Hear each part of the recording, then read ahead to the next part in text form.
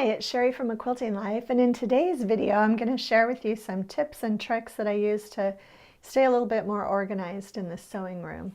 I hope you'll enjoy some of these simple ideas that have really helped me save a lot of time.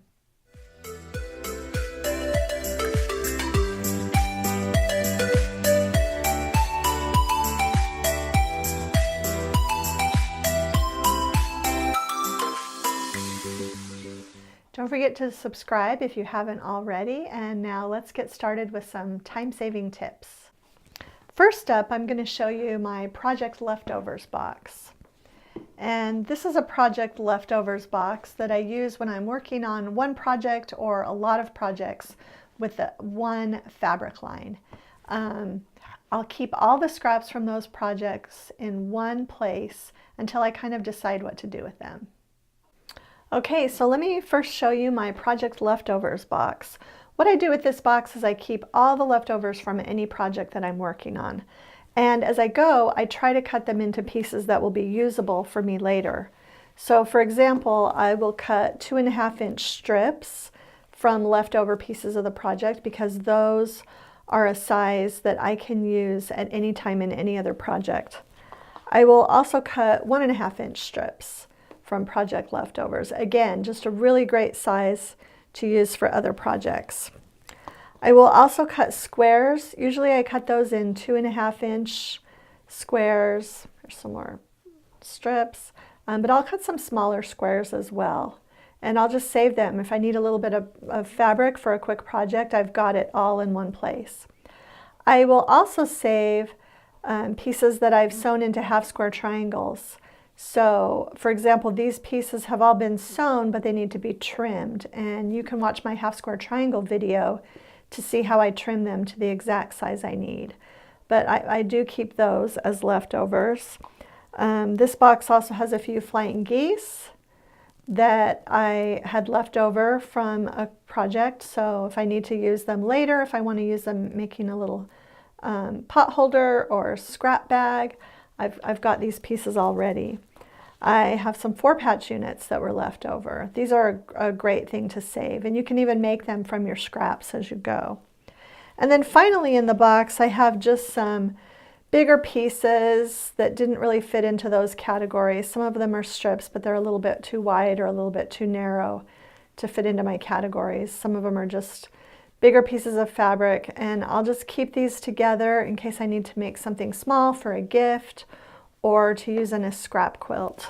And I will usually keep these pieces together really until I've started working on something else. And then sometimes I'll put them into my regular scrap bins, put the 2.5-inch strips in with 2.5-inch strips from all my other collections, or the same thing with the 1.5-inch strips or the squares.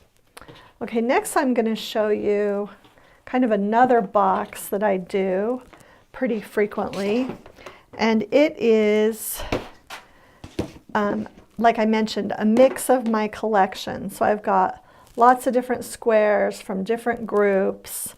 I've got 1/4 square triangles that are left over. I've got half square triangles like I showed you before, and these are from all different collections. And then I also will mix the squares from different collections, and I've even got the smaller squares that I save. So these are just kind of all different fabric collections together that Chelsea and I have done. And this is a great box to have for making scrap quilt projects.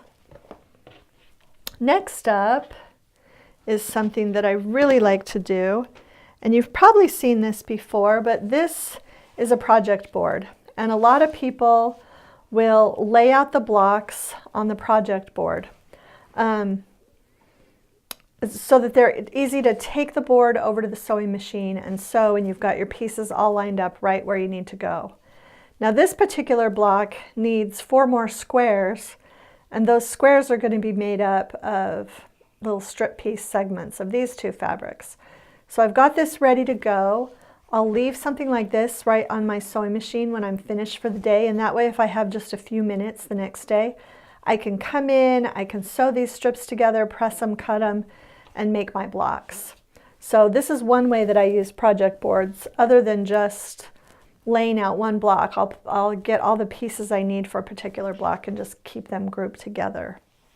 And then finally, one more quick tip that I want to show you is, this is a bigger half square project board.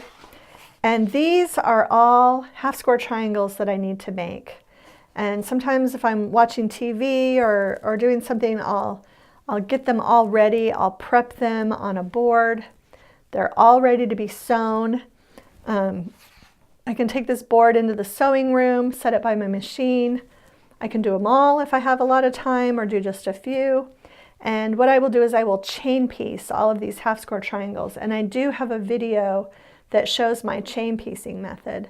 So you can watch that and see how I chain piece these. Once they're all chain pieced together, I'll take them and I'll trim them when I'm watching TV or something like that, so that I can keep things moving along in the sewing room. And I always have projects on boards like this that are ready to go, so that whenever I can sneak in and do a little bit of sewing, I've got something that's ready to go. And they stack really well. I have boards of all different sizes.